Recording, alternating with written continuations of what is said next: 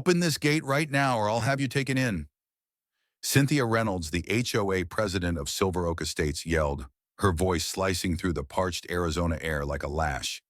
She stood before my locked ranch gate, red-faced and shaking, fairly quivering with fury. Behind her, two board members grasped clipboards and iced coffees and looked like they'd rather be anywhere else. I didn't budge. Standing at the steel gate, arms crossed, I locked eyes with her. "No, ma'am," I said, trying to keep my cool. "This is private property. You don't belong here." That's when Cynthia totally lost it. She stomped on the gravel, pulled out her phone like a sidearm, and shouted, "That's it! I'm calling the cops. You're going to get hauled off in handcuffs, you wild drifter." Drifter? That was close to a laugh. I had possessed this 20-acre property for 7 years. I had the deed, the tax documents, and even pictures of me constructing the barn myself.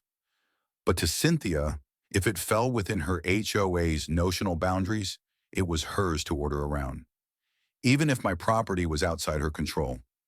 She barked into the phone, making a false, hostile squatter report and ordering police response.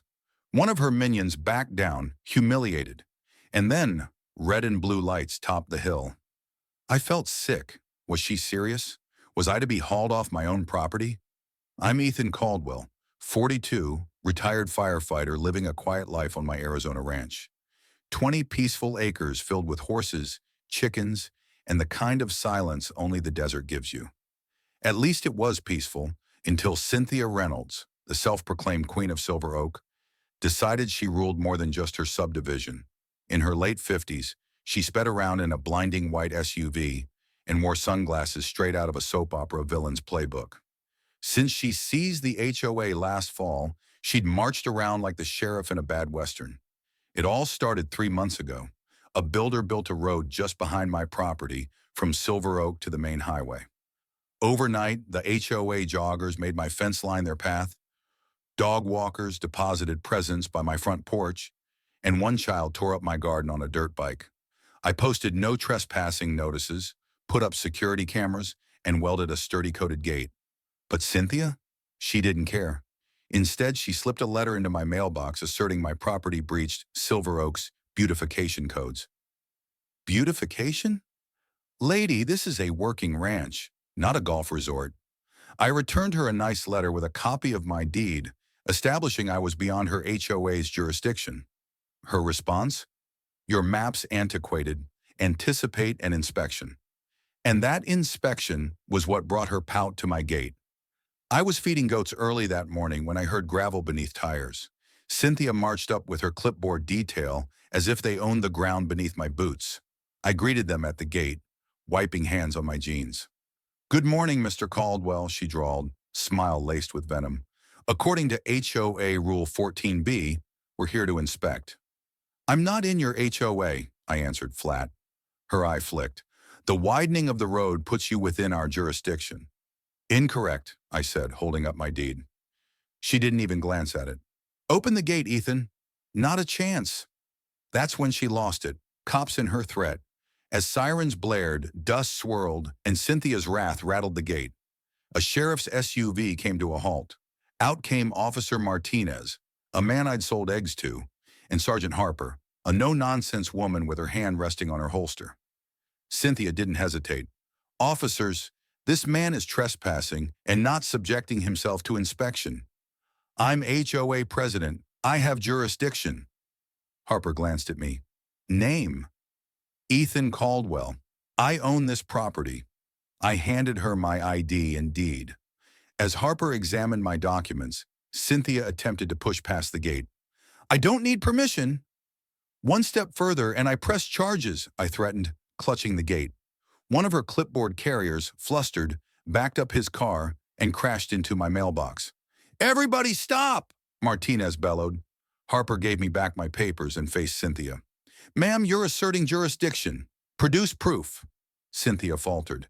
"The expansion's subject to council approval." "So you don't have jurisdiction," Harper cut in. "Not yet, but that's not how this works." Harper's tone sliced like barbed wire. Cynthia froze, her entourage now glued to their phones.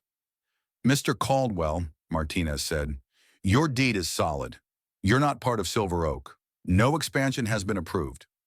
Harper faced Cynthia. You tried to force entry, falsely reported trespassing, and your guy damaged his mailbox. I oversee 200 homes, Cynthia barked. Remove this man. You're the trespasser, Harper snarled. You're fortunate he's not pressing charges.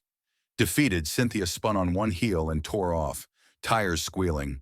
Her minions slunk after her like kicked puppies. Harper stayed behind. That night, drinking iced tea on the porch, I saw peace return to the fields. But at 9 p.m., while I was locking up the barn, I spotted movement by the fence. My heart pounded, and I trained my flashlight. A shadow flitted behind a bush. Come out, or I'm calling the cops, I shouted. He took off, leaping over the fence and disappearing into the darkness. My cameras recorded him coming in from the Silver Oak entrance, holding a folder marked Zoning Request. The next day, I watched the recordings. The man bore a strong resemblance to Carl Dempsey, Cynthia's HOA secretary, bald, skinny, glasses from another era. This was no accidental trespass. It was intentional. I printed out the stills, packaged them with my deed, and drove directly to Sheriff Logan. Ethan, he said, sipping coffee. It's Cynthia again, I told him, delivering the file. Caught someone sneaking around with zoning documents. Logan whistled. That's criminal trespassing. He guaranteed an investigation and extraction of traffic cam footage. 3 days passed and Cynthia came back, but this time she had a lawyer, Victor Lang, slick suit, battering ram briefcase.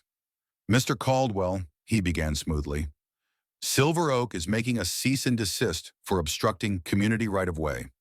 I laughed in his face. There's no right-of-way here. Taking out that gate could improve everyone's property values, Cynthia added. This is not a debate. My animals could be injured. Lang straightened his tie. You've got 7 days or we sue for an injunction. Go ahead. I emailed Logan all of it. His reply came quickly. Leave the gate alone. They have nothing. County Surveyor Tom Chavez arrived the next day, surveyed everything, and confirmed, your gate is legal. There's no recorded right-of-way. But that evening, at 11 p.m., a knock startled me. Bat in hand, I opened the door. Cynthia standing there, shaking. No smugness this time. Ethan, the HOA clubhouse was on fire. Someone spray-painted a message, stay off his land. Gut clenching, I trailed along behind her. Harper came toward us, gesturing to the graffiti. Gasoline was used. Either someone's framing you or taking your side. Cynthia whispered, trembling. Months ago, I thought this was a dispute over a piece of property. I said nothing. Mind racing. The headlines burst. HOA clubhouse burned during ranch feud. Friends called, lawyers, old friends from the firehouse, some in cheers, some in concern. Sheriff Logan obtained a restraining order against the Silver Oak Board. I installed motion detectors, additional cameras, and larger no trespassing signs. Then Titan, my German shepherd, growled at something near the west fence. He bolted, unearthing a buried duffel. Inside, crowbar, lockpicks, photos, maps, and a folder titled Ethan Caldwell. Trail plans sliced through my land. A typed note read, this land isn't yours forever. We'll get it. I called Logan again, and then came the final straw. Lang returned, this time with a photographer and a woman holding a tablet. We're offering double market value, Lang said. So you can run it over for your trail, I asked. You threatened me, snooped, burned up your own clubhouse. This is resolution through peace, Lang said. I hosed down the photographer. Leave my property. They backed off, onto a trail not taken by Silver Oak, but by developers. Jake Monroe, a private detective I'd hired, called that evening. Silver Oak's concealing a shell company. Their actual intention? Push you out. Then take your land by emergency zoning, but only if you're not residing there. I sued for harassment, trespass, defamation, and attempted land grab. At their following HOA meeting, Cynthia was served. Jake made a bombshell. Victor Lang had been disbarred in Nevada for fraud in zoning. The inspections, cease and desist, the whole charade, a scam. And then the unthinkable. My barn caught fire. I ran out, tighten at my heels watching it burn. But this fight wasn't over. Not by a long shot.